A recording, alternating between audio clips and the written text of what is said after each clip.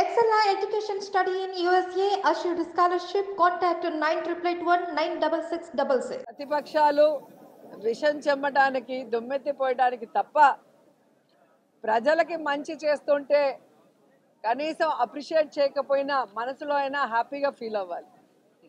ఈరోజు సంక్షేమ పథకాలైనా లేదా ఆడుదాం ఆంధ్ర లాంటి స్పోర్ట్స్ ఈవెంట్స్ అయినా కులం మతం పార్టీ చూడకుండా అర్హతే క్రైటీరియాగా తీసుకొని చేస్తున్నాం అనటానికి మేము 100% కట్టుబడి ఉన్నాం. దీనికి ఎక్కడ మీరు రమ్మన్నా కూడా ఏ కాన్స్టిట్యున్సీ అయినా ఏ జిల్లా అయినా కూడా మేము రావడానికి రెడీగా ఉన్నాం. అలా పార్టీ వైజ్గా పార్టీలో ఉన్న వాళ్ళని మాత్రమే చేశామని మీరు నిరూపించండి. ఊరికే నోరుంది కదా అని మాట్లాడేస్తే కరెక్ట్ కాదు. ఈరోజు చంద్రబాబు నాయుడు లాంటి డర్టీ పొలిటీషియన్ వల్ల మనకి స్టేడియంస్ లేకుండా రాజధాని లేకుండా ఈరోజు మనం అన్యాయం అయిపోయినాం. అలాగే ఈరోజు కాంగ్రెస్తో కొన్ని రోజులు కుమ్మక్కై, ఇప్పుడు బీజేపీతో కుమ్మక్కై, మళ్ళీ కాంగ్రెస్తో కుమ్మక్కై, మళ్ళీ మొన్న అమిత్ షా దగ్గరికి వెళ్ళి కాళ్ళు పట్టుకొని తన రాజకీయం కోసం తాను అధికారంలో రావటం కోసం అందితే జుట్టు అందకపోతే కాళ్ళు అన్న చందంగా ముందుకు వెళ్తున్నాడే తప్ప ఈ రాష్ట్రంలో ఉన్న పేదవాళ్ల కోసం, ఈ రాష్ట్రంలో ఉన్న క్రీడాకారుల కోసం చంద్రబాబు నాయుడు ఇది చేశాడు అని ఒక్క పాయింట్ చెప్పండి. జగన్ గారు చేశారు అని చెప్పడానికి కొన్ని వందల సాక్ష్యాలు ఉన్నాయి. ఈరోజు ఈ 4.5 సంవత్సరాల్లో విద్యలో కానీ, వైద్యంలో కానీ, ఇళ్ల పట్టాలు ఇచ్చి ఇల్లు ఇవ్వటంలో కానీ, క్రీడల్లో కానీ, రైతులకు కానీ చెప్పడానికి ఎన్నో ఉన్నాయి. ఈరోజు చంద్రబాబు నాయుడు లోకేష్ని ప్రజలు నమ్మటం లేదు, వారు చెప్పే అబద్ధాలని ఎవరు పట్టించుకోవటం లేదనే ప్యాకేజీలు ఇచ్చి ఈరోజు పవన్ కళ్యాణ్ తీసుకొచ్చి చంద్రబాబు నాయుడు లోకేష్ మాట్లాడిన దాన్నే ఆయనతో మాట్లాడిచ్చారు. పవన్ కళ్యాణ్ చెప్పింది కూడా విని విని బోర్ అయిపోయి అతనికి క్రెడిబిలిటీ లేకుండా పోయిందని ఇప్పుడు షర్మిలమ్మని తీసుకొచ్చి ఆవిడతో కూడా అదే స్క్రిప్ట్ మాట్లాడిస్తున్నారు.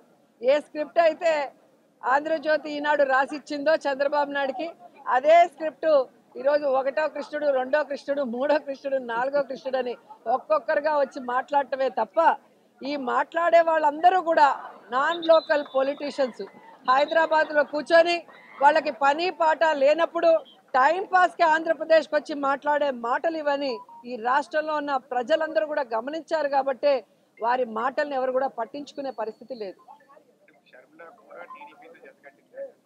ఖచ్చితంగా ఆవిడ మాట్లాడే ప్రతి మాట కూడా చంద్రబాబు నాయుడు మాట్లాడుతున్న మాటలే దానికి నిదర్శనం.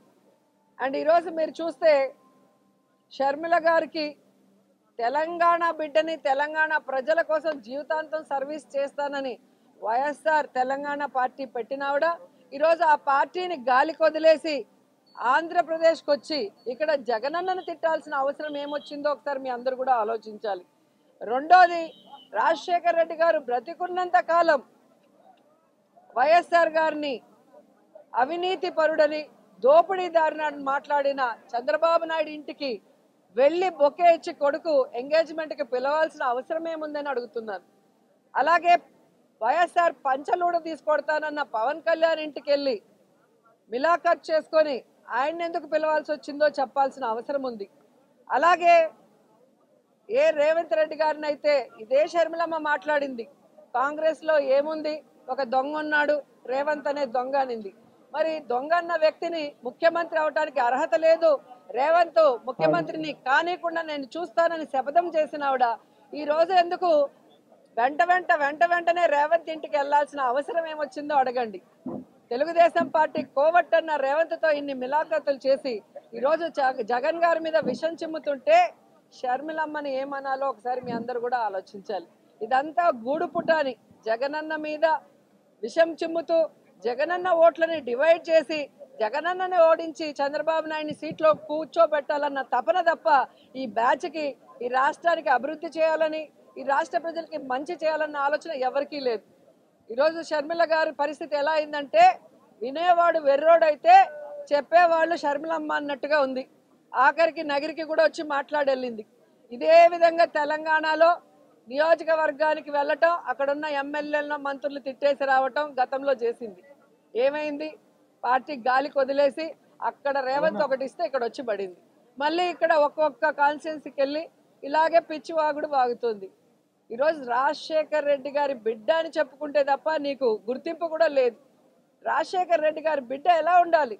రాజశేఖర్ రెడ్డి గారి లాగా మనసు ఉండాలి, రాజశేఖర్ రెడ్డి గారి లాగా పౌరుషం ఉండాలి, రాజశేఖర్ రెడ్డి గారి లాగా ఒక మాట ఇస్తే ఆ మాట మీద నిలబడాలి. అవన్నీ ఈరోజు జగనన్నకు మాత్రమే ఉన్నాయి. రాజశేఖర్ రెడ్డి ఆశయాలకి ఈరోజు ప్రతిపక్షాలన్నిటితో కూడా పోరాడి వాటన్నిటిని కూడా ప్రజలకు అందిస్తున్న వ్యక్తి జగన్మోహన్ రెడ్డి గారు. అయితే ఏ రాజశేఖర్ రెడ్డి గారిని అవమానించారో ఆ ప్రతిపక్షాలతో చేతులు కలిపి రాజశేఖర్ రెడ్డి గారి ఆత్మ క్షోభించే విధంగా చేసే ఆవిడ షర్మిల గారు. కాబట్టి ఆవిడ నేను వైఎస్ఆర్ బిడ్డ బిడ్డ అని చెప్పుకుంటే పైనున్న వైఎస్ఆర్ గారి మనసు క్షోభిస్తుందన్న విషయం ఆవిడ తెలుసుకోవాలి. తెలుగులోనేగా చెప్పాను. ఇప్పుడు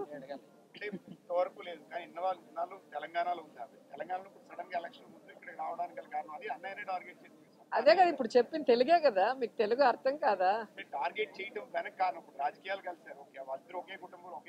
అదేగా చెప్తున్నాను, దేనికి కలిసారో కదా చెప్పాను. ఇప్పుడు రాజకీయాల కోసమే కలిసిందంట అంతే, 100% అంతే కదా, వేరేముంది ఇక్కడ? వైఎస్ఆర్ గారి పేరుతో ఒక పార్టీ పెట్టి ఆ పార్టీ కోసం ఎన్ని కష్టాలు వచ్చినా, ఎన్ని అవమానాలైనా, ఎన్ని తప్పుడు కేసులు పెట్టి జైల్లో పెట్టినా ఏ రోజు ఎవరికి తల ఉంచలేదు, ఎవరికి చేతులు కలిపి ప్యాకేజీలు తీసుకోలేదు జగన్మోహన్ రెడ్డి గారు.